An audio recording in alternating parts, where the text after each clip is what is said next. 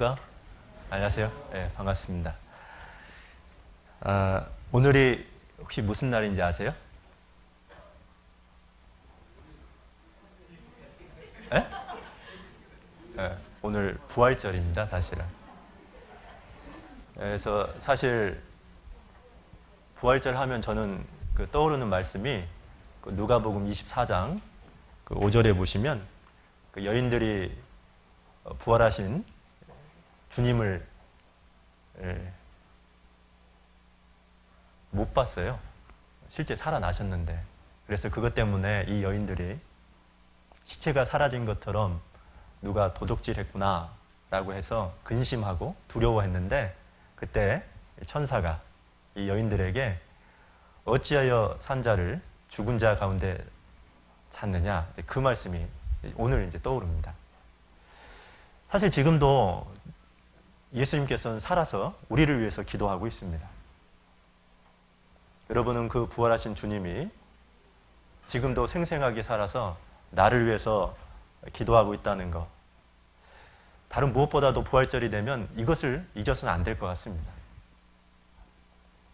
아셨죠? 평생 동안 그걸 잊어서는 안 됩니다. 주님은 죽어있는 분이 아닙니다. 아까 인사를 했는데요. 좌우 앞뒤로 다시 또 한번 인사해보죠. 또 다시 한번 좀 사랑을 담아서, 진심을 담아서 좀 더 인사를 해보겠습니다. 잠깐 기도하고 시작을 하도록 하겠습니다.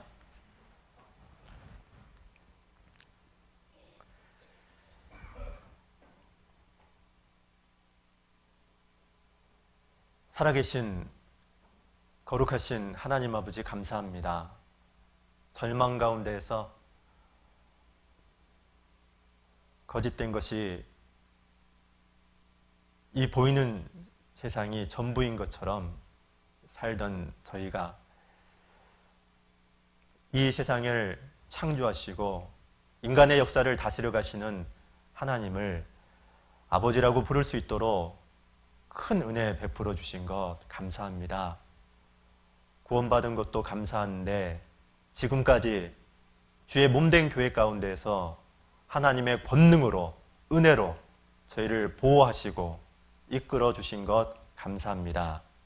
오늘도 우리 후포교회 식구들 말씀 앞에 이렇게 한 자리에 모였습니다. 우리의 마음과 생각이 세상으로부터 더욱더 구별될 수 있도록 진리의 말씀을 통해서 우리를 위로해 주시고 우리에게 지혜를 주시며 우리에게 권능을 덧입혀 주시기를 간절히 원합니다. 우리의 삶을 통해서 주님의 인격이 나타나고 우리의 살아가는 모습을 통해서 그리스도를 증거하며 살아가는 그런 교회가 될 수 있도록 하나님 인도해 주시옵소서. 오늘 부득불 이곳에 참석치 못한 우리 식구들 있습니다. 어느 곳에 있든지 간에 동일한 은혜로 채워주시고 다음에는 함께 모여서 꼭 교제할 수 있도록 도와주시옵소서. 오늘 우둔한 자의 입술을 주장해 주셔서 오로지 진리의 말씀이 성령의 도우심 가운데 전달되고 말씀을 듣는 우리 형제 자매님들 마음에 심겨질 수 있도록 이것이 실제 삶으로 이어질 수 있도록 도와주시옵소서. 모든 것을 주 성령님께 의지하면서 저희를 사랑하시는 예수님 이름으로 감사하며 기도드렸습니다. 아멘. 다 같이 고린도전서 3장을 잠깐 보겠습니다. 고린도전서 3장입니다.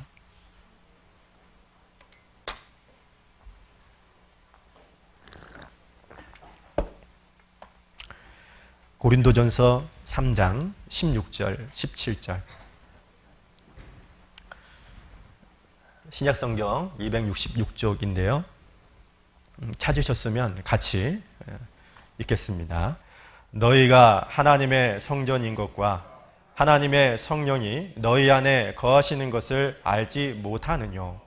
누구든지 하나님의 성전을 더럽히면 하나님이 그 사람을 멸하시리라. 하나님의 성전은 거룩하니 너희도 그러하니라. 네.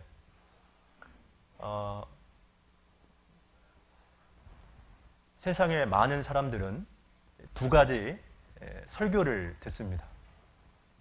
하나는 목사인 저 같은 사람을 통해서 하나님의 진리, 메시지를 접하게 되고, 뿐만 아니라 하나님의 사랑을 깨달은 형제 자매들의 삶을 통해서 실제 살아있는 메시지를 접하게 됩니다. 저희 시골집에 동양화가 참 많습니다. 그래서 저희 집에 왜 그림이 많나 했더니 빚을 못 받고요, 그림으로 이제 받은 겁니다. 그런데 그 그림에 보면 꼭 글만 있는 게 아니라 그림이 함께 있었습니다. 그래서 동양화죠. 알고 봤더니 제가 그걸 보고 느낀 게 하나 있는데, 맞다. 그림도 글이 있고 그림이 있는 것처럼 실제 목사인 저가 설교로 메시지를 전하지만 우리 형제자매님들의 살아가는 그 모습이 또 그림처럼 살아있는 메시지를 전하는구나. R.A. 토레이라는 아주 유명하신 목사님이 계시는데요, 이분이 이런 말을 했습니다. 성경에는 많은 번역이 있다. 그러나 가장 위대한 번역이 무엇이냐? 그것은 내 삶으로 성경을 번역하는 것이다.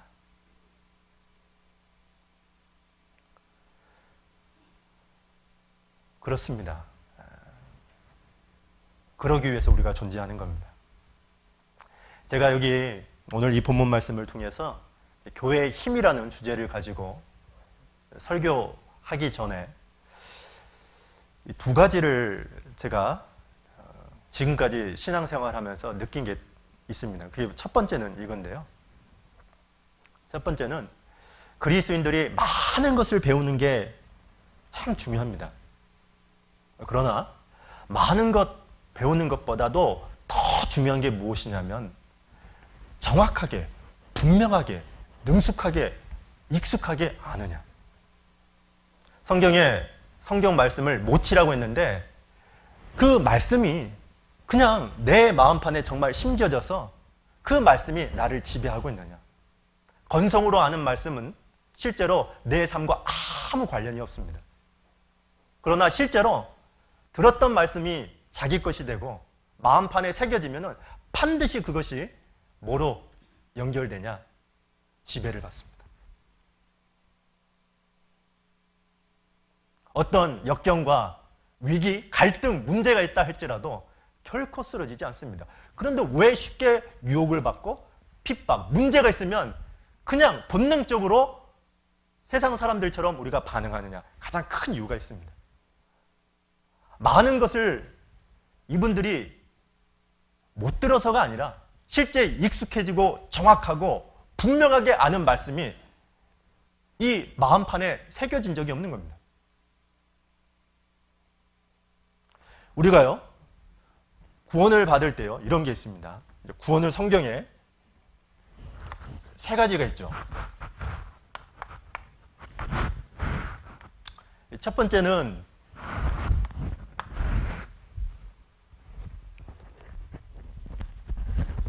영혼의 구원입니다. 칭의라고 보통 성경학자들은 얘기를 합니다. 그래서 베드로전서 1장 9절, 에베소서 2장 4절 5절에 보시면 이 믿음의 결국 영혼의 구원을 얻음이라고 했을 때 이 구원을 얘기했을 때 과거 시제를 인용합니다. 그래서 우리가 영혼 구원을 받는 것은 믿음으로 되는 겁니다. 자, 그런데 성경에는 이것만 있는 게 아니라 몸의 구원도 있죠. 이것을 세상의 성경학자들은 뭐라고 하냐? 영화라고 합니다. 이것은 그냥 우리가 기다리면 됩니다. 이건 하나님의 능력으로 되는 겁니다. 그러나 신앙생활이라는 게 뭐냐? 바로 생활 구원입니다.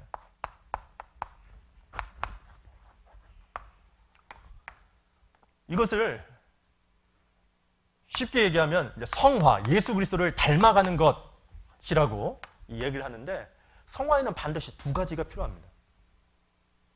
우리가 여러분 아시죠? 하나님은 모든 사람들이 구원받기 원합니다. 모든 사람들이 천국 가길 원합니다. 그러나 아무나 구원받고 천국 갈 수 있나요? 그러지 않죠. 뭐가 있어야 됩니까? 믿으려고 하는 의지가 있어야 됩니다. 구원받고 싶은 의지가 있을 때 믿어지는 겁니다. 그리고 믿게 합니다. 근데 안타까운 건 뭐냐? 우리 시대에 구원을 받으면 그리스도인답게 살아가는 게 아닙니다. 그냥 구원만 딸랑 받았다고 해서 그리스도인답게 살아가는 것이 아니라 그리스도인답게 살아가겠다고 작정을 해야 됩니다. 의지가 있어야 됩니다. 문제는 의지가 별로 없습니다. 일단 여기 잡아놓으시고 요한복음을 잠깐 보겠습니다. 일단 여기 보죠. 요한복음 7장입니다. 7장 17절입니다.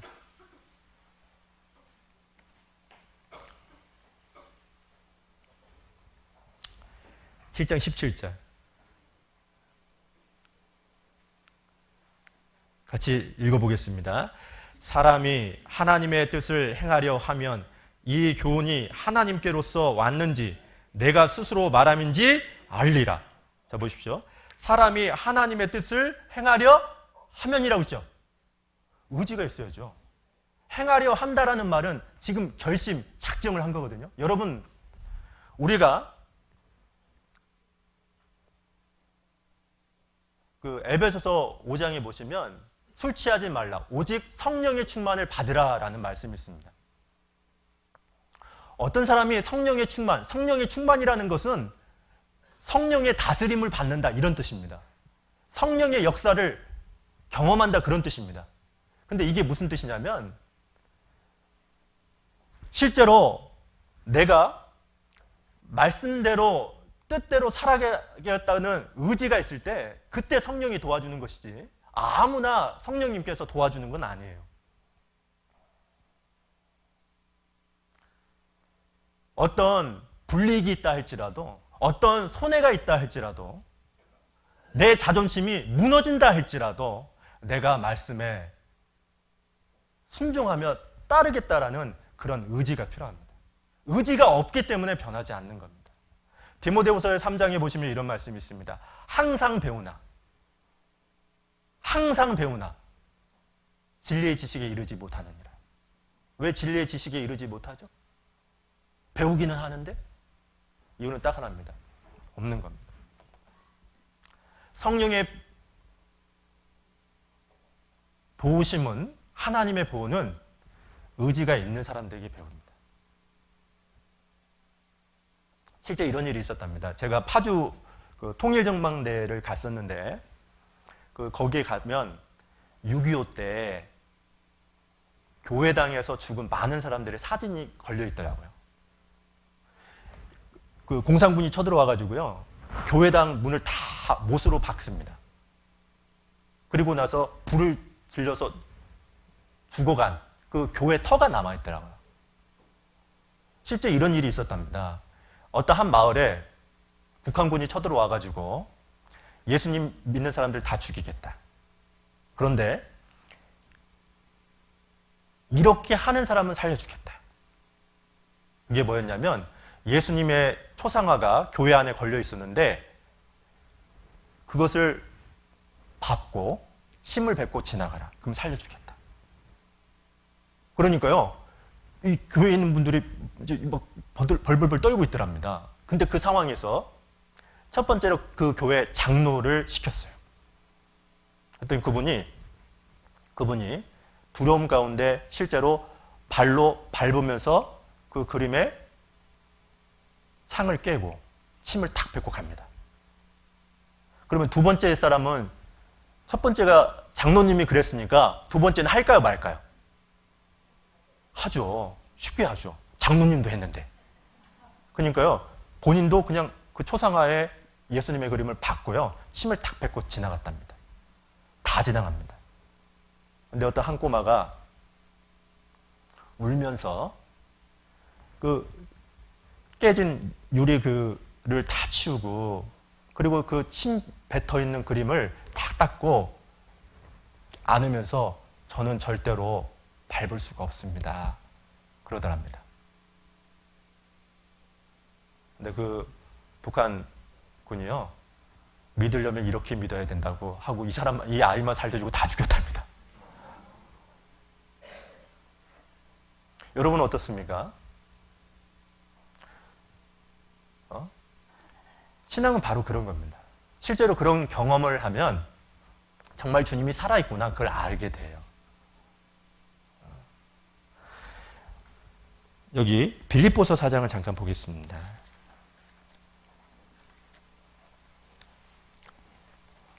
빌립보서 4장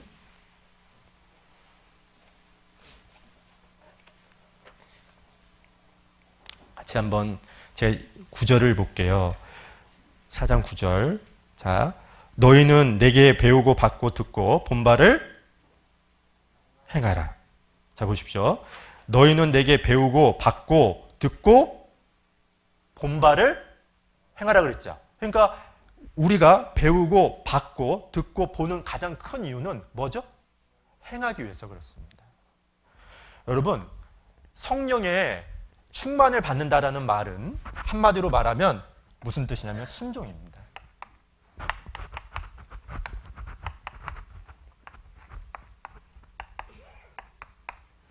이게 순종입니다. 말씀을 지키면 내가 불이익을 얻을 수가 있습니다. 손해를 끼칠 수가 있습니다. 그러나 하나님의 말씀이 분명하기 때문에 그럼에도 불구하고 지키는 것. 그럴 때 하나님의 임재를 경험합니다. 하나님이 정말로 살아계시는구나. 이걸 알아요. 근데 우리 시대에 안타까운 것은 그리스도인들이 이걸 몰라요. 왜 그러죠? 의지가 없어요. 작정하는 게 없습니다. 그러므로 그리스도 예수 안에 있는 자에게는 결코 정죄함이 없나니 그랬습니다. 죄를 이길 수 있답니다. 누가 죄를 이길 수 있습니까? 성령의 역사로 하나님의 보호 가운데 우리가 죄를 이길 수 있습니다. 근데 왜 그 죄 가운데 끊임없이 반복되면서 넘어지죠? 이유는 딱 하나예요. 의지가 없습니다. 의지가 있는 상황 가운데 순종하게 되면 야, 정말로 하나님의 은혜가 뭔지, 하나님의 보호가 뭐고 인도가 뭔지를 압니다. 그러면서 신앙이 성장하는 거예요. 여러분, 신앙이라는 것은 이론이 아닙니다. 지식이 아닙니다. 머리가 아닙니다. 삶입니다. 관념이 아닌 거예요. 머리를 끄덕이면서 그냥 감동받는 게 아니에요. 실제 삶으로 적용하는 겁니다. 우리가 보통 신앙이라는 말을 할 때 신앙을 이렇게 씁니다. 한자로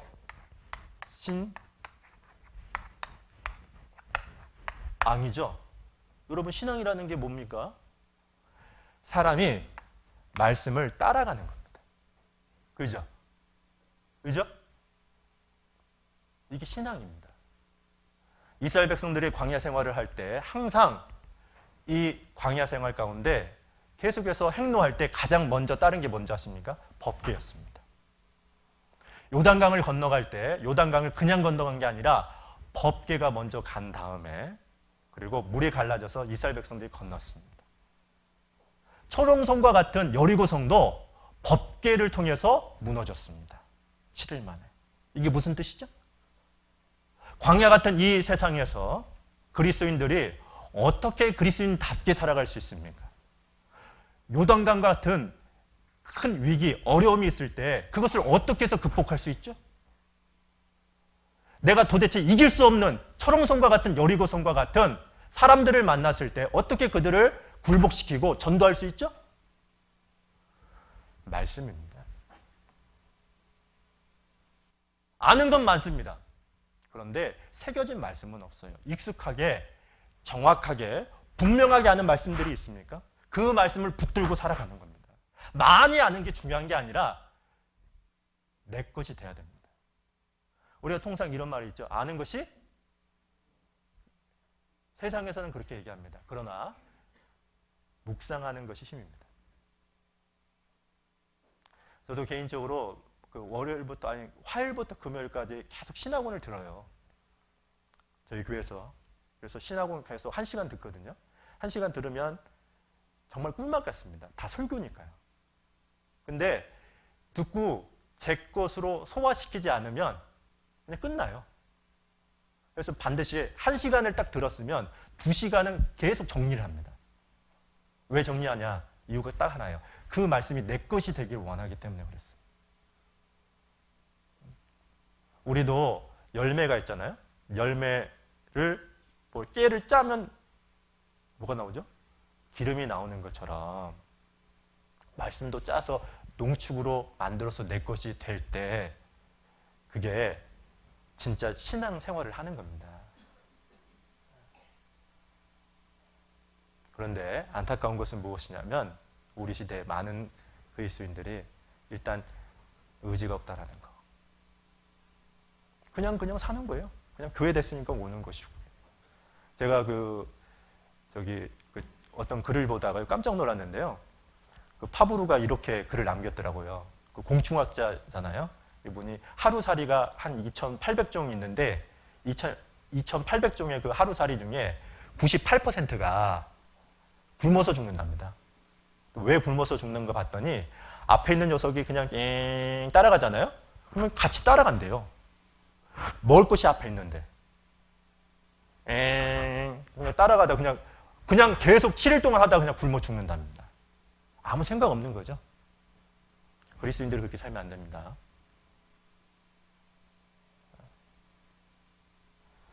의지를 가지고 갖고 있는 말씀을 확실하게 붙들고 순종할 때 그때 성령의 역사와 하나님의 보호를 경험하게 됩니다.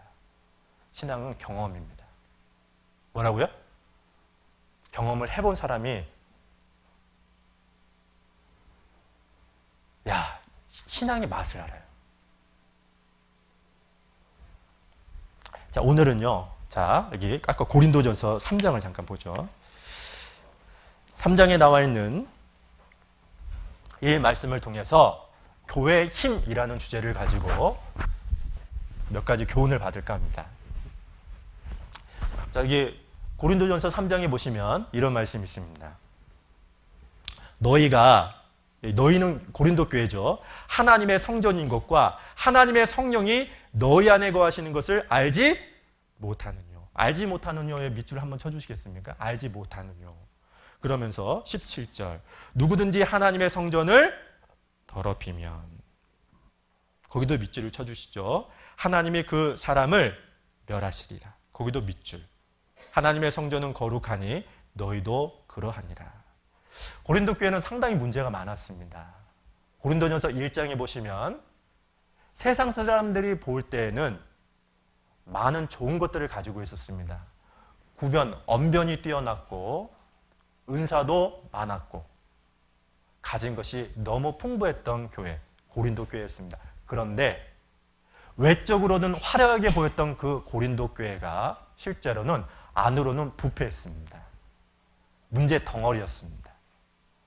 파당이 나눠졌고 교회 안에 끼리끼리 분쟁이 있었습니다. 사람을 중심으로 해서.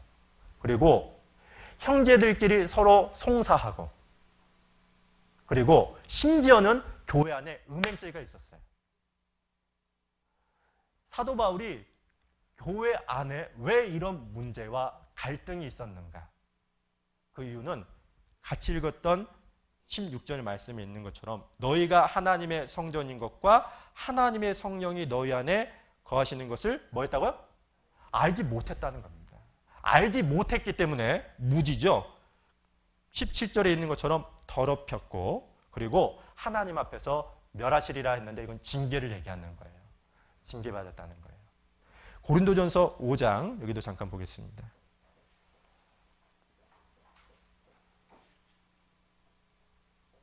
5장 1절 너희 중에 심지어 음행이 있다 함을 들으니 이런 음행은 이방인 중에라도 없는 것이라 누가 그 아비의 아내를 취하였다 하는도다. 계모를 범했다는 거죠. 그리고 2절 말씀입니다. 같이 한번 읽어볼까요?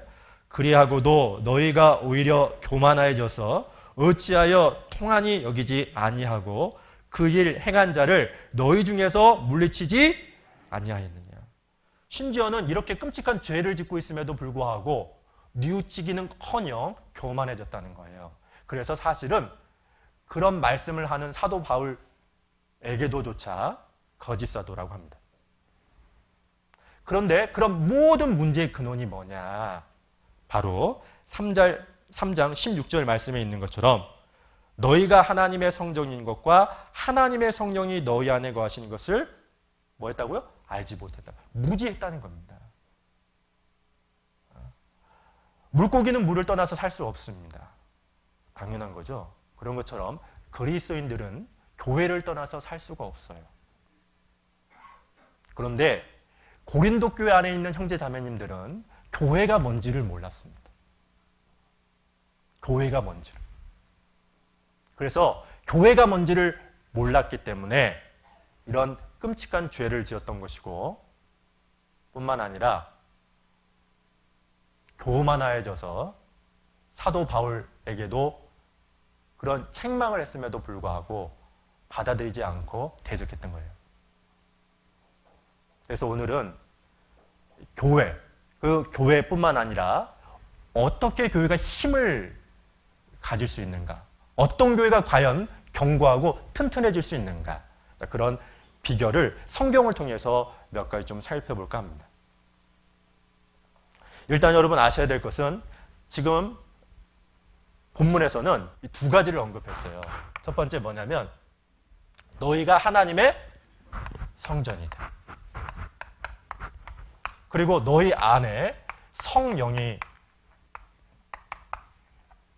거하는 것을 알지 못했다고 그랬습니다. 여러분 일단은 교회가 뭔지 알려면 성전의 역사를 알면 됩니다. 원래 성전은 성경에 보시면 솔로몬이 처음으로 7년에 걸쳐서 성전을 지었죠. 그런데 하나님의 말씀에 불순종함으로 말미암아 바벨론에 의해서 이 솔로몬 성전이 한 번에 무너집니다. 함락이 되었죠. 그리고 나서 스룹바벨이라는 사람이 바벨론 포로가 되었던 이분이 5만 명을 이끌고 이스라엘에 돌아와서 또 성전을 짓습니다. 한 20년 걸렸는데 20년에 걸쳐서 성전을 지었어요. 그리고 나서 헤롯이 예수님 시대의 군봉왕이었죠. 이분께서 유대인들의 환심을 사로잡기 위해서 46년 동안에 이 성전을 지었습니다. 그런데 이 성전조차도 타이터스에 의해서 아예 무너졌죠. 그죠? 여러분 성전이라는 말이 무슨 뜻이 압니까? 하나님의 집이라는 말입니다. 그럼 우리 시대의 성전이 뭐냐? 지금 본문에서 얘기했죠. 너희가 하나님의 성전인 것과 교회가 하나님의 성전입니다. 교회가 하나님의 집이라는 겁니다. 디모데후서 3장에 보시면 디모데에게 이렇게 얘기했어요. 하나님의 집에서 어떻게 행할 것을 내가 너에게 알게 하겠다. 바로 성전은 건물이 아니라 바로 뭐라고요? 교회입니다. 우리 시대에 이런 분들이 있죠. 뭐 이렇게 서울에 보면 큰 교회 이렇게 명칭이요. 교회라고 안 하고 뭐 성전 그래요.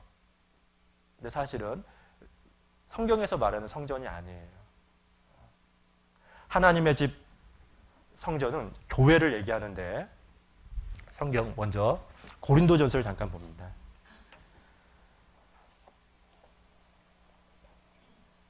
고린도전서 1장입니다. 바로 앞에죠.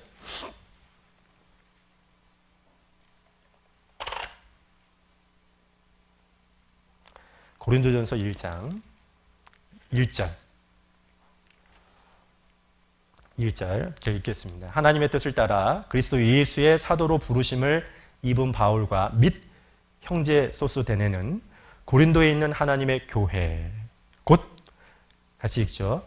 그리스도 예수 안에서 거룩하여지고 성도라 부르심을 입은 자들과 또 각 처에서 우리의 주 곧 저희와 우리의 주 대신 예수 그리스도의 이름을 부르는 모든 자들에게. 여기 보시면 고린도에 있는 하나님의 교회, 교회 얘기하면서 곧이라고 했죠.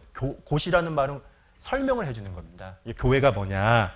그리스도 예수 안에서 거룩하여지고 성도라 부르심을 입은 자들 그랬죠. 거듭난 구원받은 그리스도인들을 교회라고 하는 겁니다. 자, 고린도전서 16장을 봅니다. 16장.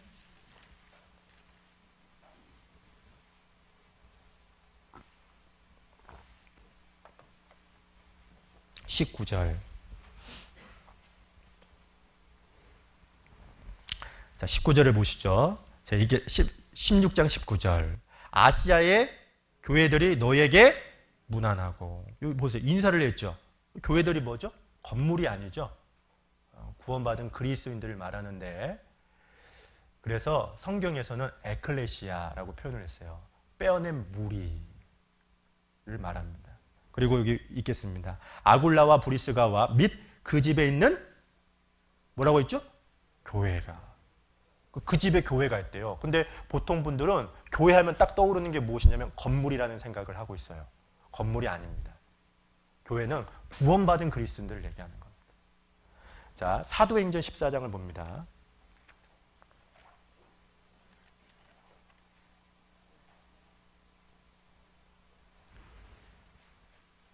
(14장) 27절.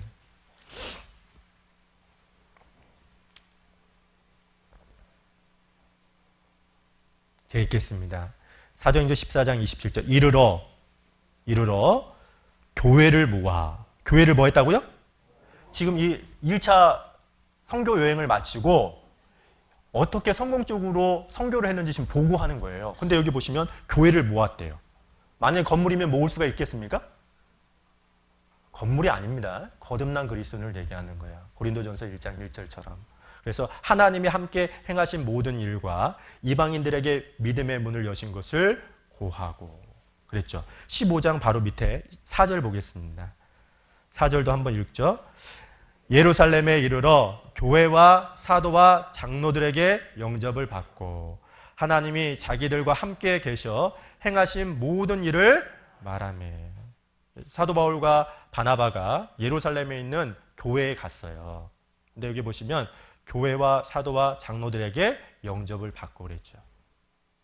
그래서 여러분 일단 알아야 될 것은 무엇이냐면 교회는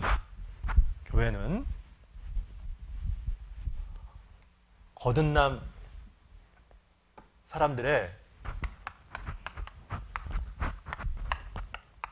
구원받은 그리스도인들의 물이다라는 것을 알아야 됩니다.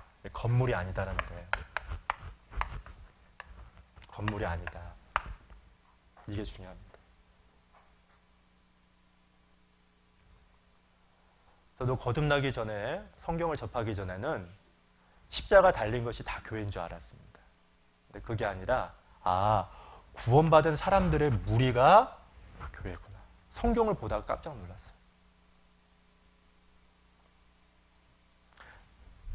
마태복음 18장에도 이런 말씀이 있습니다. 두세 사람이 내 이름으로 모인 곳에는 나도 그들 중에 있느니라. 주님께서 누구와 함께 하냐면 두세 사람, 거듭난 두세 사람 있는 곳에 함께 하겠답니다.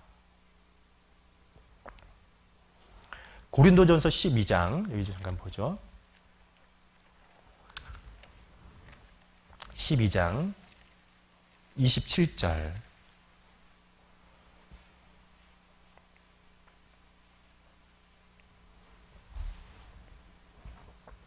고린도전서 12장 27절.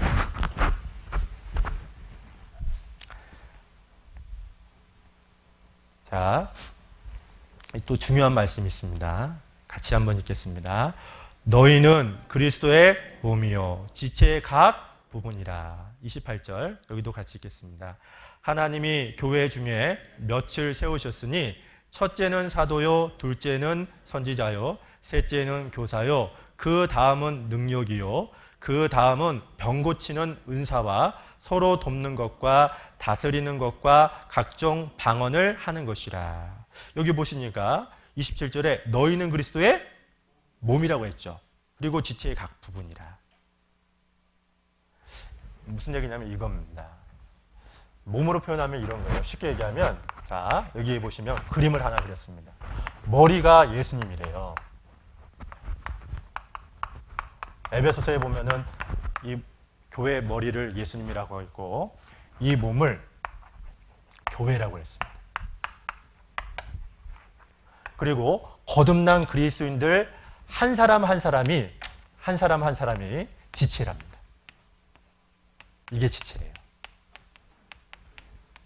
그런데 성경에서 뭐라고 했죠? 이 몸을 성전이라고 했습니다.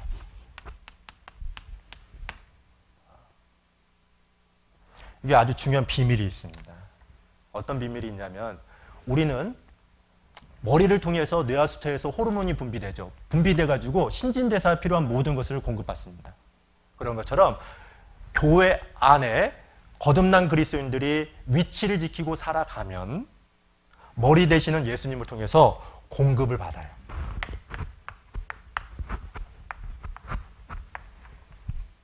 이게 참 중요합니다. 그래서 사실 거듭난 그리스도인들이 정상적인 신앙생활을 하기 위해서는 교회가 뭔지를 정확히 알아야 돼요. 그런데 아는 사람이 별로 없어요. 이론적으로는 많이 들어요. 자, 보십시오. 뭐라고 했죠? 교회가 뭐죠? 성전이라는 말이 무슨 뜻입니까? 하나님의 집입니다. 하나님이 다스리고 있고 하나님이 지켜보고 있다는 겁니다. 근데 왜 쉽게 말을 하죠? 왜 가볍게 행동을 하죠? 왜 기분대로, 감정대로 행동하죠? 이유는 딱 하나예요. 교회를 몰라요. 머리로 모르는 게 아닙니다. 자기 것이 안 된 겁니다. 초창기 때 저희 교회 안에서도 저희 교회를 말하는 게 아니라 전국에 있는 교회들 중에 한 목사님이 이런 얘기를 했습니다. 저번에 이종국 목사님입니다. 목사님이 제가 목회 철학에 대해서 여러 가지를 묻다가 목사님 정말 이렇게 하면서 좀 교훈되는 것 좀 몇 가지 좀 저한테 얘기를 해 주십시오. 목욕탕에서 제가 물어봤어요. 근데 그 찜질방 있잖아요. 거기서 한 30분 있는데 저 죽는 줄 알았어요. 원래 안 들어가거든요. 근데 거기서 막 하면서 그래도 좀 들어보려고, 그래도 수십 년 동안에 배운 그 목회에 좀 배워보려고. 근데 이제 어떤 얘기를 했냐면 모 교회 얘기를 하더라고요. 봉사회장님 목소리 큰 사람이었답니다. 어머니 회장님이 목소리 큰 사람이 맡아가지고 교회가 그분들에 의해서 좌우지우주됐대요. 그분이 기분이 좋으면 교회가 좋은 거예요. 밖에서 기분 나쁜 일이 있으면 교회가 그 한 사람으로 인해서 글루미, 말 그대로 우울해지더란데요. 그것 때문에 참 힘들었답니다. 교회가 뭔지를 모르는 거죠. 여기 보십시오. 성경을 잠깐 보겠습니다. 잠언 2장을 봅니다.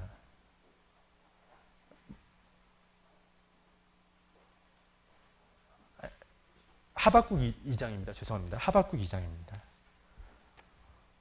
하박국 2장.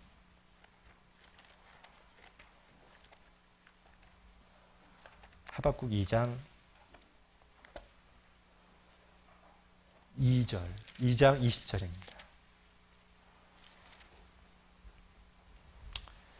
같이 한번 읽어볼까요? 2장 20절 시작.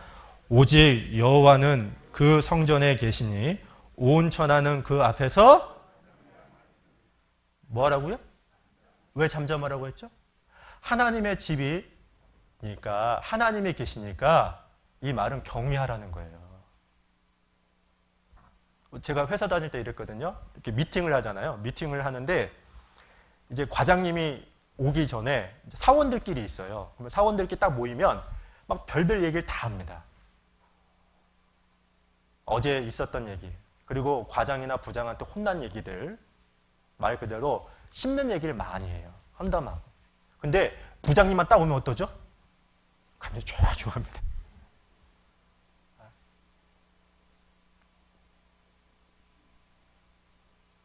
여러분, 이게 있어요. 교회가 혼란스러워지는 이유가 있습니다. 왜 혼란스러운지 아세요? 질서가 없어서 그래요. 뭐가 없다고요? 그래서 교회에 며칠 세운 겁니다, 하나님이. 그러면 이 질서는 어떻게 해서 생기는 거냐? 하나님을 경외하는 게 있을 때 질서가 생겨요. 그리고 혼란이 없는 겁니다.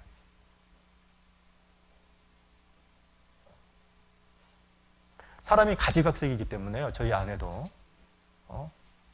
그래서 너나 나나 똑같다 이렇게 생각하기는 순간에 교회가 엄청나게 혼잡합니다. 요동을 쳐요. 한 사람을 위해서. 어떤 사람은 배운 사람에 의해서, 가진 자에 의해서, 말 잘하는 사람에 의해서. 그 이유가 뭐죠? 이게 없는 거예요. 잠잠할지어다. 하나님이 계시니까. 여러분 왜 교회를 쉽게 보죠? 왜 교회 안에서 쉽게 말하고 기분대로 표정을 짓고 행동합니까? 교회를 모르는 겁니다. 교회를 이론적으로는 아는데 실제로는 몰라요. 여러분 알아야 될 게 있습니다. 자 보십시오. 예수님과 교회는 연결되어 있습니다. 그렇죠? 왜냐하면 예수님은 머리고 교회는 몸이기 때문에 그래요. 이것도 중요합니다. 여러분 생각해 보시죠. 우리는 몸에 있는 각 지체입니다. 우리와 예수님은 연결되어 있어요. 다메섹 도상에서 사도 바울에게 예수님이 나타났습니다. 예수님이 사도 바울에게 첫 번째 했던 말이 있습니다. 그게 무엇입니까? 어찌하여 나를 핍박하느냐. 여러분, 사도 바울이 예수님을 핍박한 적이 있던가요? 없어요. 교회를 핍박한 적은 있습니다. 잔멸하려고 죽도록 고생했죠. 그런데 중요한 것은 예수님은 뭐라고 했냐면 나를 핍박하느냐고 그랬습니다. 교회와 누가 연결됐다고요? 예수님이 연결되어 있어요. 교회의 운명과 예수님의 운명은 연결되어 있다는 겁니다. 만약에 우리 후포 지역에서 누군가가 우리 교회를 무시한다면 사실 누구를 무시한 거죠? 예수님을 무시하는 겁니다. 다른 사람 볼 필요 없고 자기 거 보셔요. 얼마나 민망하시겠습니까?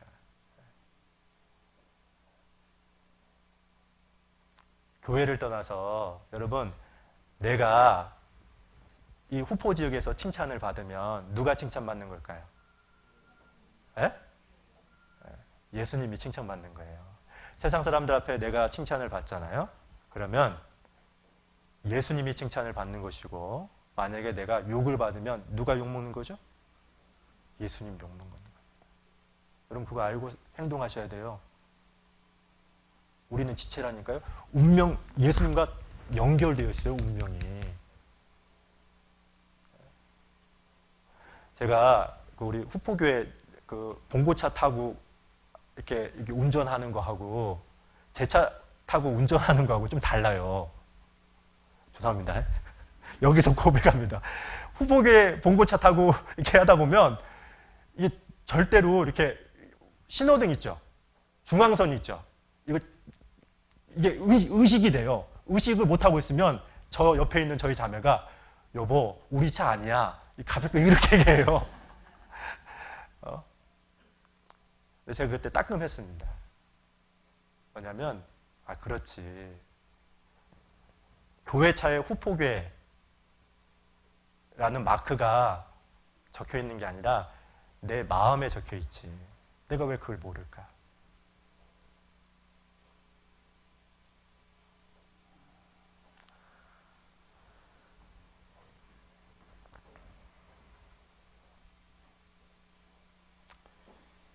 전도서 5장을 잠깐 보겠습니다.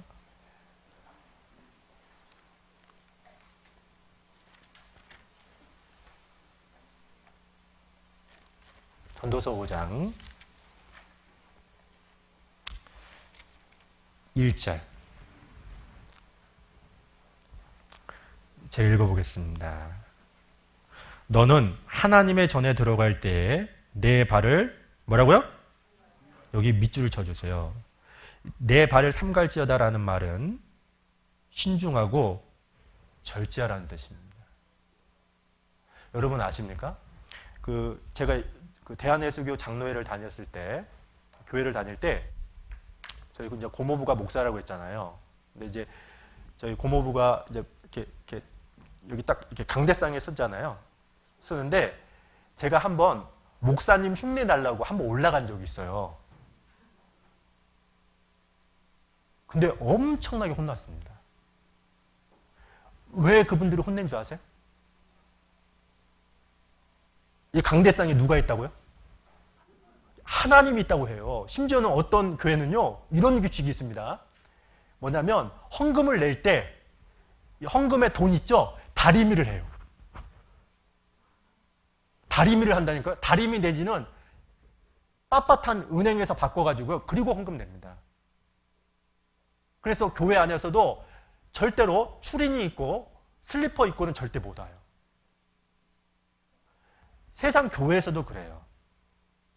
왜 그러죠? 하나님의 집이다라는 인식이 있어서 그래요. 근데 진짜 하나님이 계신 곳이 어디입니까? 거듭난 구원받은 무리. 바로 우리 안에 계십니다. 근데 절제를 안 하죠. 자기가 하고 싶은 거 다 합니다. 여러분, 이 그림만 딱 생각해 보시면요. 우리가 천하게 생각하고 행동하는 거 다 죄라는 걸 알아요. 큰 죄를 안 짓는다 할지라도 절제하지 않고 자기 마음대로 행동하는 모든 것이 다 뭐라고요? 죄라는 걸 알아요. 이걸 보십시오. 이 그림을 보십시오.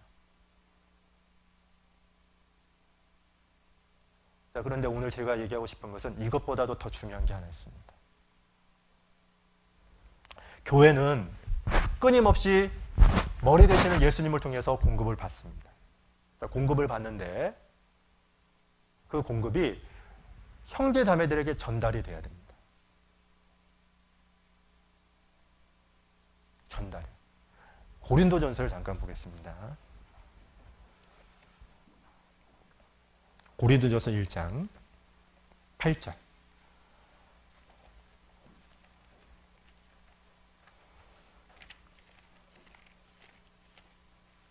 고린도전서 1장 8절입니다. 자, 9절인데 이건 중요한 말씀이거든요. 8절, 9절.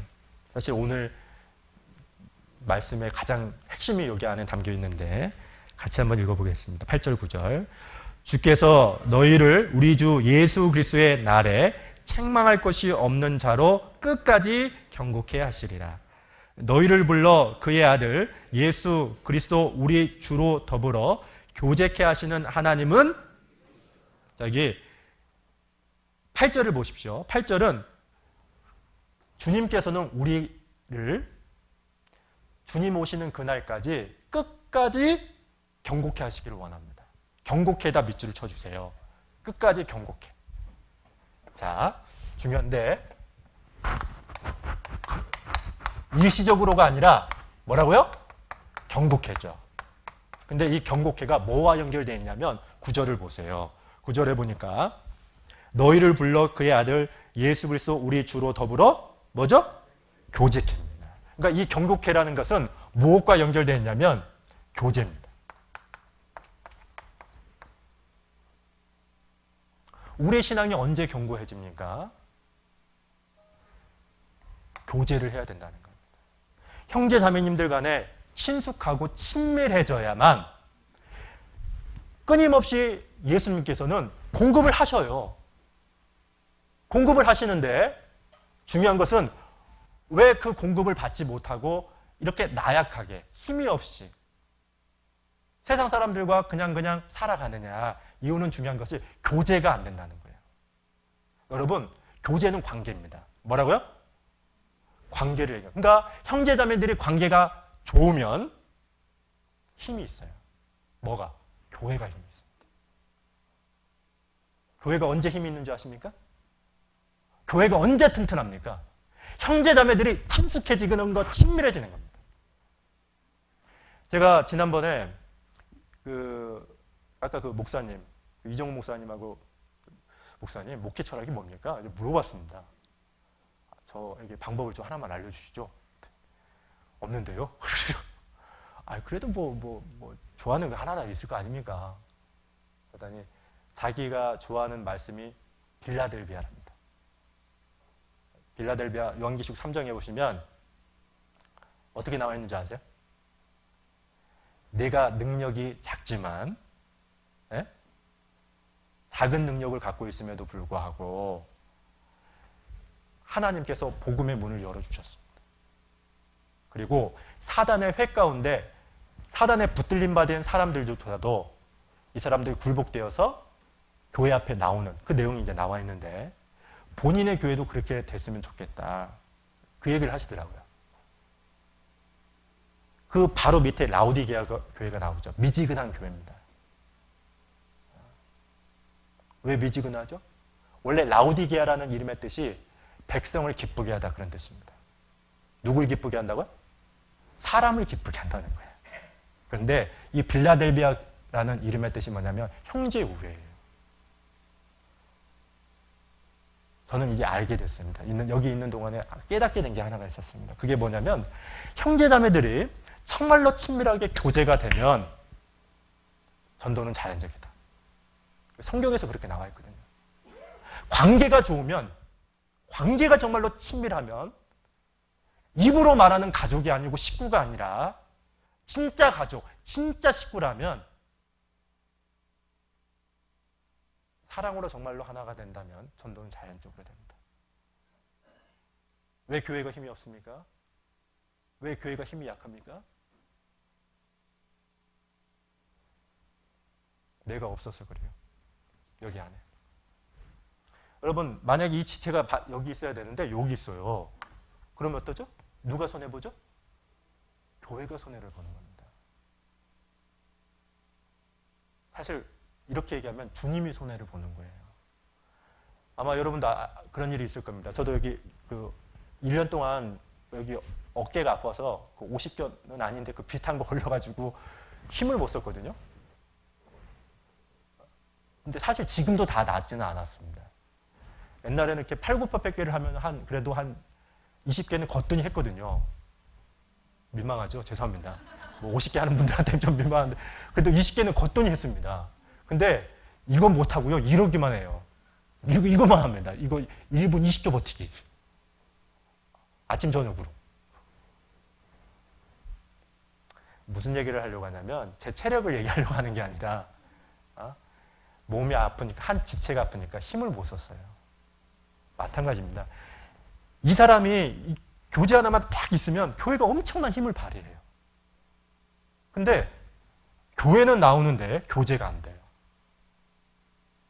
항상 불만을 가지고 있습니다. 딴 생각을 가지고 있어요. 참여하지를 않습니다. 그러면 누가 손해입니까? 교회가 손해를 보고 교회가 약해지는 겁니다. 물론 여기서 말하는 이 지체는 거듭난 그리스도인입니다. 거듭나지 않은 사람들한테 얘기하는 게 아닙니다. 저희 교회 안에도 거듭난 분도 있고 거듭나지 않은 분이 있다는 걸 알고 있기 때문에 구원받은 그리스도인들이 위치를 지킬 때 힘이 있는 거예요.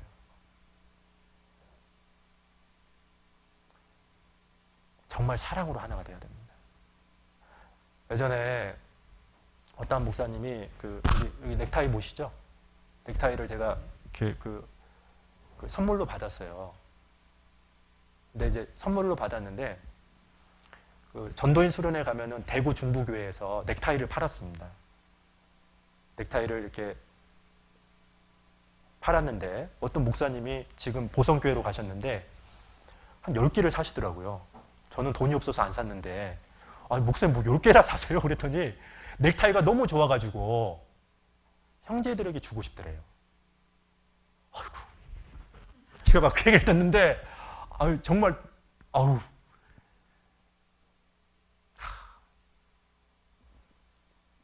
정말요. 교회가 가족이라는 생각이 들면은 내가 먹을 것이 생기면 누구 생각하는 줄 아십니까? 형제자매들 생각합니다. 이 사람한테 줘야 되는데. 근데 자기만 생각한다. 교제가 안 되는 거예요. 몸은 나와도. 사도 바울이 서신서를 통해서 가장 강조한 게 두 가지입니다. 하나는 이신득이. 뭐라고요? 이신득이라는 게 뭐죠? 믿음으로써 의롭게 된다는 겁니다. 구원은 믿음으로 된다는 겁니다. 또 하나 강조한 게 뭡니까? 이타주의입니다. 우리는 본능적으로 자기의 덩어리입니다. 자기만 생각합니다. 자기 중심적입니다. 근데 여러분 아셔야 될 것은 교제가 친밀해지지 않습니까? 내 시간을 저 사람을 위해서 드리고 내 물질을 저 사람을 위해서 드리면 친밀해져요.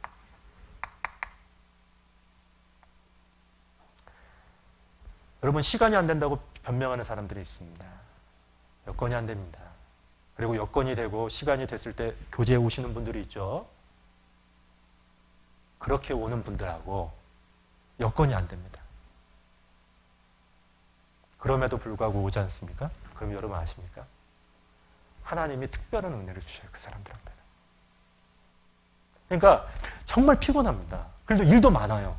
그런데 교제 시간이기 때문에 그거 다 미루고 교제 끝나고 내가 하겠다 결심하고 딱 오지 않습니까? 그러면 하나님이 그 마음을 보시고 특별한 은혜를 주셔요. 여기 보세요. 자, 시편 134편입니다.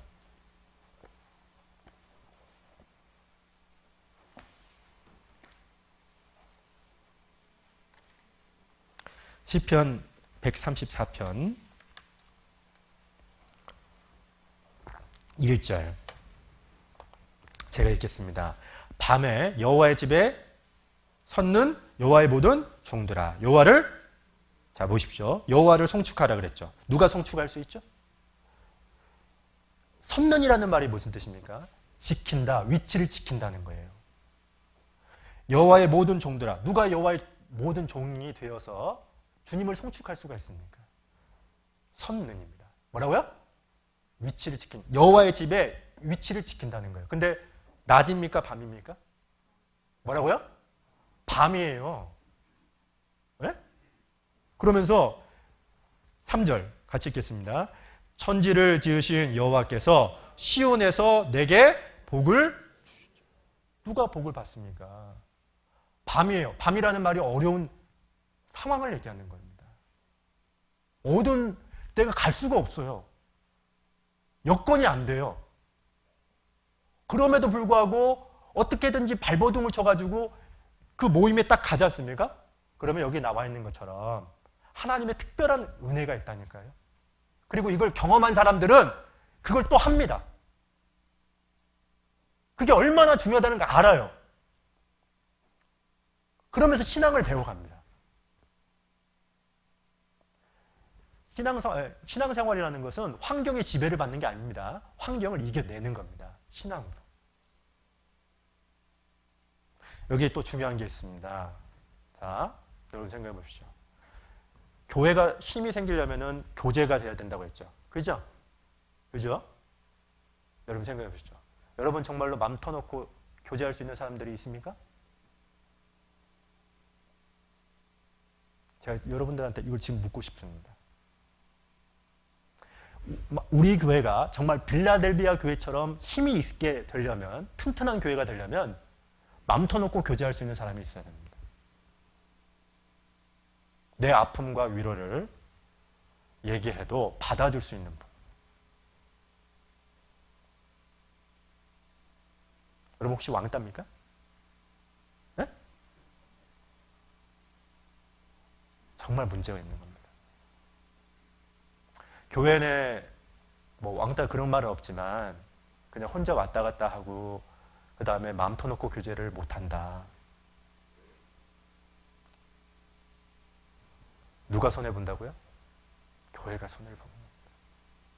관계가 잘 되면 형제자매들과 정말 끈끈한 교제가 잘 되면 교회는 힘을 받습니다. 더 큰 일을 합니다.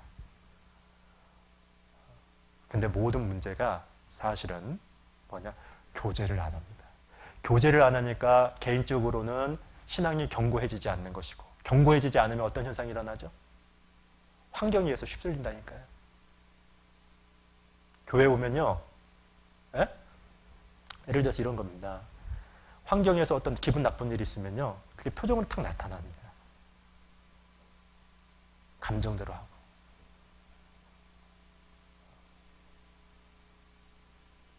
얼굴에 딱 하죠.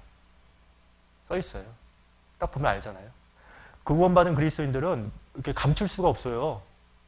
이게 이제 이렇게 보잖아요. 이렇게 딱 얼굴 보면 알아요, 저는. 근데 얼굴 보면 모른다? 그러면 저분이 지금 연기를 잘하는 거예요. 엄청난 연기력이죠, 뭐. 근데 사실 표시가 다 납니다. 제가 적당하게 세상과 타협하며 살아가면 딱 오면 말 들어보면 알아요. 질서가 없는데? 말해? 왜 그런지 아세요? 그냥 쉽게 생각하는 겁니다. 교회를. 그리고 이제 저 같은 사람이 딱 오면 이제 그때 조심해요. 교회를 모르는 겁니다. 하나님의 성전에 계시니 너희는 잠잠할지어다. 그거 외우십시오. 자, 그런데 여기 보십시오. 우리는 교제해야 견고해진다고 했습니다. 하나님은 끝까지 우리가 견고해지기를 원합니다. 그래서 관계가 중요하다고 했습니다. 형제 자매들 간에 정말로 가족이 돼야 됩니다. 사랑으로 하나가 돼야 됩니다. 내가 먹을 것이 생겼을 때 형제 자매들이 생각이 나야 됩니다. 이게 튼튼한 교회입니다. 그런 교회는 큰 힘을 발휘해서 하나님의 도구로 많은 영혼들을 거듭나게 하는 것뿐만 아니라 심지어는 침륜에 빠진 사람들도 걷집어내서 교제 안에 정착시킬 수 있는 힘이 있어요. 저는 개인적으로 이런 생각을 해봤습니다. 우리 후포교가 제가 여기 있는 동안에 정말 행복이 넘치는 교회가 되고 싶다, 우리 교회가. 어제도 모 형제를 만나가지고 그 얘기를 했어요. 밥을 먹으면서. 제가 여기 있는 동안에 하고 싶은 건 다른 게 아니다. 형제자매들이 정말로 사랑으로 서로를 섬기고 정말로 사랑으로 자기를 희생하고 그랬으면 좋겠다. 근데 그게 어렵죠? 어렵죠? 세상에서는요, 이렇습니다. 세상 사람들은요, 자기보다 나은 것이 있거나 좋은 것이 있으면 존경해요. 아셨습니까? 세상 사람들의 이치가 그렇습니다. 그리고 그거 없으면 어떠죠? 무시합니다. 예를 들어서 뭐 존경할 만한 것이 없거나, 뭐 가진 것이 별로 없어요. 배운 게 짧아요. 외모도 좀 개성이 넘쳐요. 그러면 세상 사람들 무시하죠. 세상 사람들의 삶의 방식이 그렇습니다. 그럼 교회는 그럽니까? 아니죠. 그거에 관계없이 누구나 할 것 없이 다 섬기고 신앙으로 누구나 할 것 없이 내 시간과 내 물질을 드리는 거. 그래서 교제를 해야 되는 거예요. 그래 나와야 됩니다. 왜? 견고해지니까. 교제가 해야 힘이 생기니까.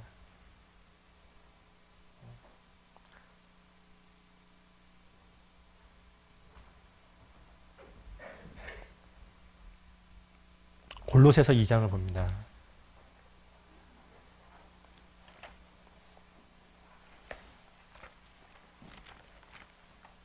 골로새서 2장 6절.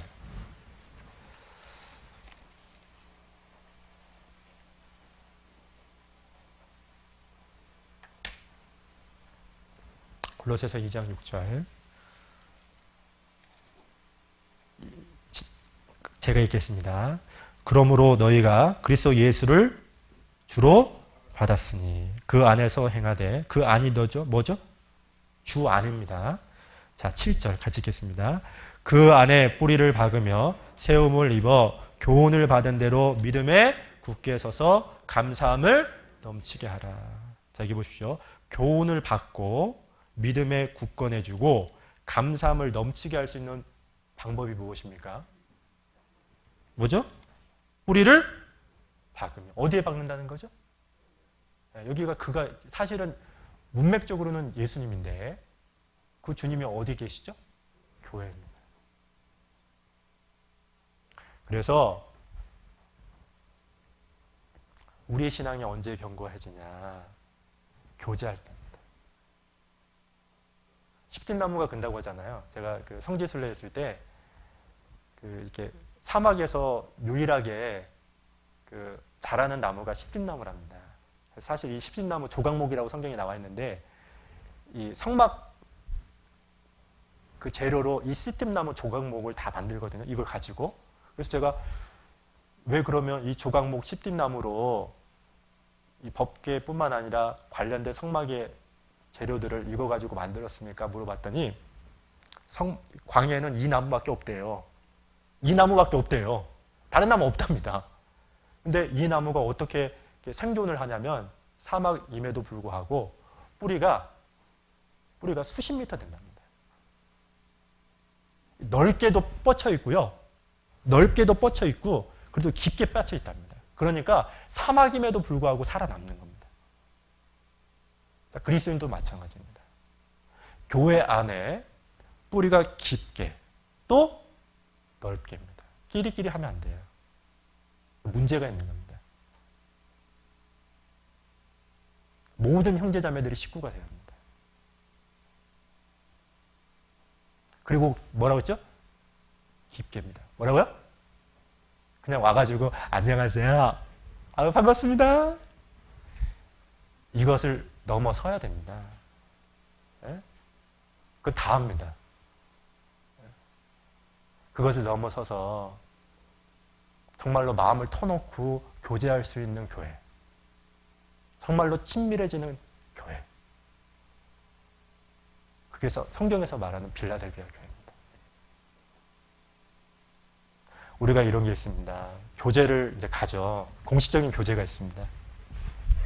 공식적인 교제를 가면 사실 여러분 아십니까? 교제도 이제 교제를 하죠. 우리가 뭐 구역 모임이 있고 형제 모임이 있고 뭐 여러 모임이 있습니다. 회별 모임도 있고.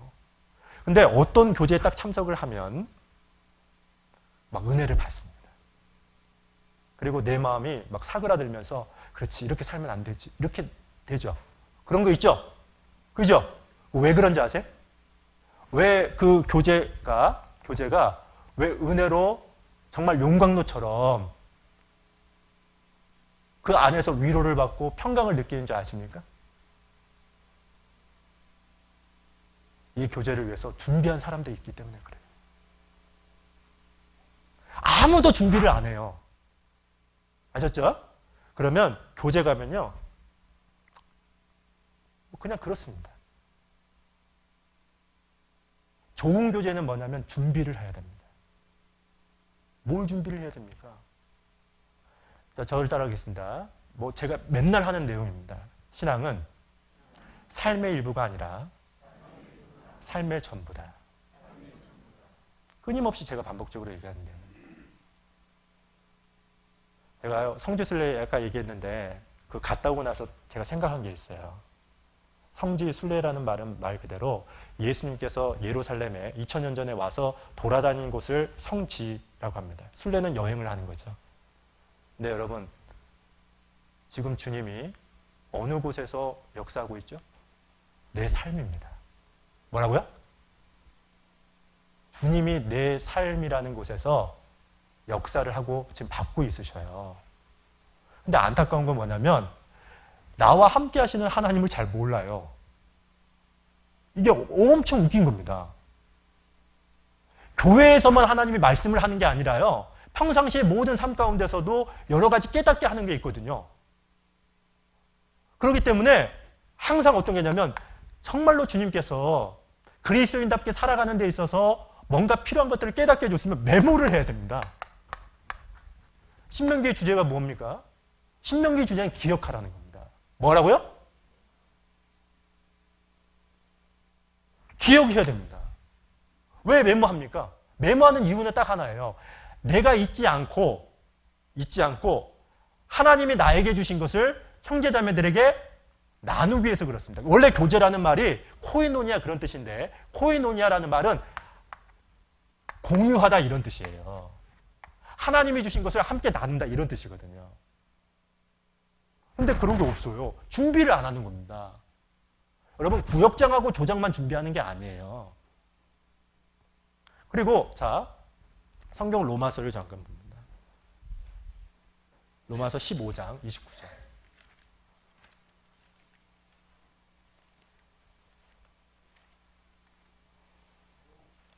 로마서 15장. 사도행전 로마서 15장 29절. 제가 읽어볼게요. 내가 너에게 나갈 때에 같이 읽을까요? 시작. 그리스도의 충만한 축복을 가지고 갈 줄을. 그죠? 지금 로마 교회 형제 자매들을 만날 때 지금 사도 바울은 뭐라고 했냐면 돈을 가지고 가는 게 아닙니다. 그리스도의 충만한 축복을 가지고 가겠다 그랬습니다. 자, 여기 빌립보서 1장도 보겠습니다.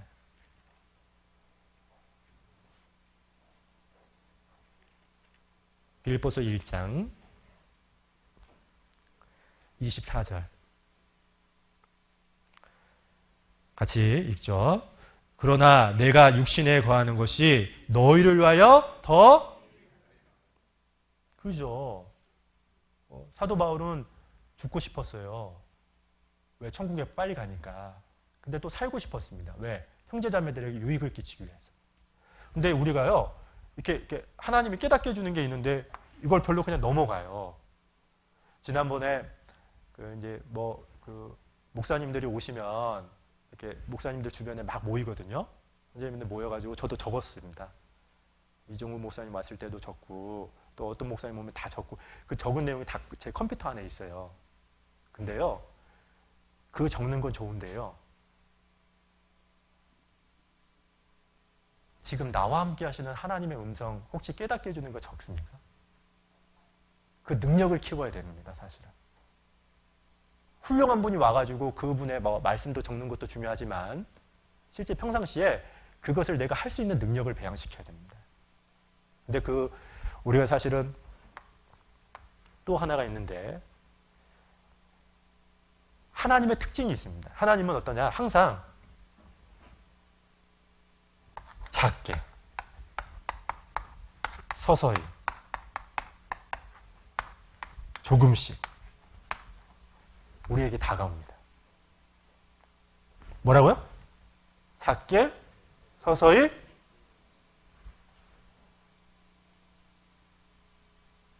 이게 특징이에요. 성경을 보세요. 엘리야가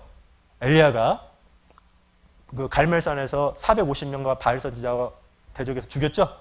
그리고 나서 기도합니다. 그랬더니 비 내려달라고 기도를 한 거예요. 근데 사환을 보내요. 야, 저기 서쪽에 구름이 오니? 근데 구름이 안 오죠? 7번째 갔더니 구름이 왔는데 구름이 어떤 모양이었죠? 작은 구름이었어요. 작은 구름을 통해서 뭐가 온다는 걸 알았냐? 엘리야는 큰 비가 온다는 걸 알았습니다. 이사야 8장 4절에 보면 하나님을 뭐라고 하냐면 실로와 냇물이라고 합니다. 실로와 냇물 가보셨어요? 모르시죠? 조금씩 흘러요. 하나님을 그렇게 비유를 한 거예요. 하나님의 특징은 뭐냐면 작게 서서히 조금씩이에요. 그러니까 우리가 어떤 게 있냐면 세상 소리는 너무 크게 들리잖아요. 그러니까 하나님의 음성, 하나님이 깨닫게 해주는 걸 들으려면 반드시 조용한 시간을 가져야 돼요. 개인적으로. 근데 어떤 줄 아세요? 성경 보는데 텔레비전 켜놔. 에? 켜 놓으면서 읽어. 그리고 어떠냐면 스마트폰 하다가 또 해요. 정말로 주님하고 개인적으로 조용한 시간을 갖는 게 없어요. 그러니 깨닫는 게 있습니까? 아는 게 있습니까? 우리가 교제를 갈 때요. 교제할 때 간증을 하지 않습니까? 간증할 때 이런 걸 간증해야 됩니다. 사실 저희 교회는 거의 없습니다. 어떤 분들이 신사한테 하신 분도 봤고요. 교제 가면 막 자기 과거 얘기를 쭉쭉쭉쭉 하면서 하나님과 전혀 관련이 없어요. 가끔 하나님 얘기를 합니다. 내용 보면요. 하나님과 아무 관계 없습니다. 간증이라는 게 무엇이죠? 이런 것들을 간증하는 겁니다. 말씀으로 위로받았던 거, 삶 가운데 내가 그리스도인, 구원받은 그리스도인으로 살아가는 데 있어서 넘어졌던 거, 그리고 이겨냈던 거.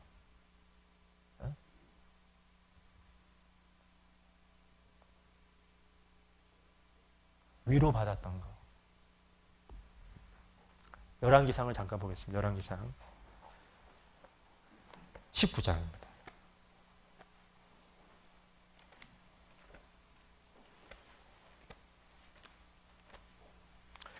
19장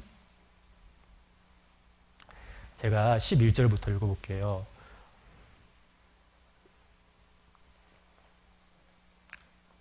여호와께서 19장 11절입니다. 여호와께서 가라사대 너는 나가서 여호와의 앞에서 산에 섰으라 하시더니 여호와께서 지나가시는데 여호와의 앞에 크고 강한 바람이 산을 가르고 바람을 부수나 바람 가운데 여호와께서 계시지 아니하며 바람 위에 지진이 있으나 지진 가운데도 여호와께서 계시지 아니하며 12절 또 지진 후에 불이 있으나 불 가운데도 여호와께서 계시지 아니하더니 같이 읽어볼까요?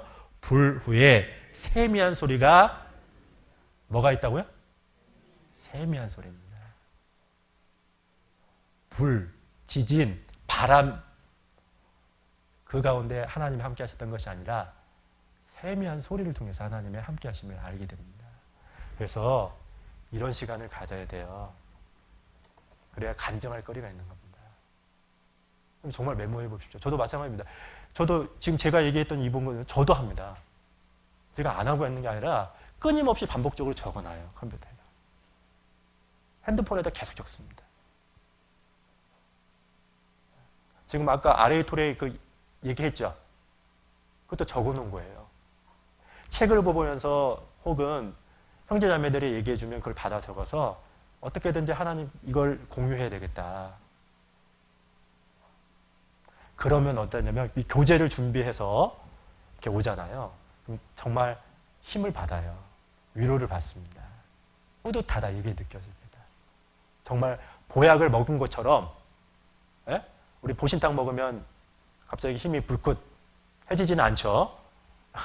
근데 정말 고단백질 교재에 참석하면 야 교재의 맛을 합니다. 이거지. 그거는 서로가 만들어가는 겁니다. 형제 자매들이. 제가 오늘 왜 이 얘기를 하냐면 소수만이 아니라 좀 많은 분들이 그렇게 함께 했으면 좋겠다는 겁니다. 자, 그러면 자 133편 자 마지막 말씀입니다. 시편 133편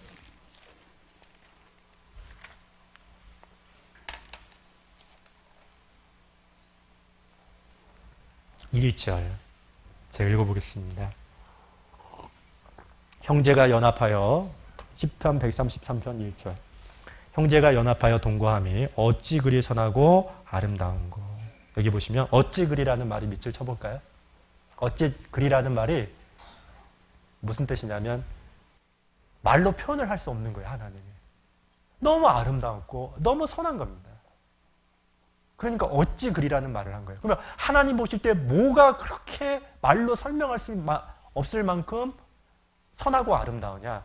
그게 형제가 연합하고 동거. 동거는 뭐죠? 함께 하는 겁니다. 같이 참여하는 겁니다. 연합은 뭐죠? 마음이 하나가 되는 겁니다. 마음을 나누는 겁니다. 그러니까 몸으로 함께 하는 것도 중요하고 그리고 내적으로도 정말 마음이 하나가 되어야 됩니다. 왜 이게 아름다울까요? 하나님 편에서. 자, 2절. 머리에 있는 보배로운 기름이 수염 곧 아론의 수염에 흘러서 그 어깨까지 내림 같고. 이게 무슨 뜻입니까? 기름이라는 건 성령을 얘기하는 거예요. 성령이 교회 가운데 역사한다는 거예요. 연합되어서 동거할 때. 그리고 자 3절. 홀몬의 신들이 이슬이 시온에 여기서 시온의 산이라는 말은 형제 자매들을 얘기하는 겁니다. 한 사람 한 사람을 얘기하는 겁니다. 산으로 비유를 한 거예요. 이슬이 뭐죠? 은혜입니다. 이슬은 은혜입니다. 성경에서. 그러니까 은혜가 모든 형제 자매들에게 내린다는 거예요. 궁극적으로 자 거기서 같이 읽겠습니다. 여호와께서 복을 명하셨나니 곧 그렇습니다. 영생이라는 축복까지 주십니다. 그래서 하나님 보실 때 어찌 그리 선하고 아름다운 거. 왜요? 생명이 태어나거든요. 그래서 오늘 자, 몇 가지 중요한 걸 배웠죠. 일단 교회는 구원받은 사람들의 무리다. 또 하나, 교회는 성전이다. 뭐라고요? 성전입니다. 여러분 개인도 성전입니다. 그래서 여러분이 함부로 밖에서 정말로 이렇게 천하게 행동하고 말하면 누가 욕 얻어먹는 거냐? 예수님이 욕 얻어먹는 거예요. 교회는 말할 필요도 없고. 그리고 교회 안에 교제를 통해서 우리의 신앙이 견고해지고 또 우리가 교제를 통해서 견고해질 때 교회에 큰 힘이 있는 겁니다. 그래서 여기 계신 모든 분들이 교제 꼭 참여했으면 좋겠습니다. 교제를 통해서 하나님의 은혜를 경험하고 성령의 권능 가운데 위로를 경험하고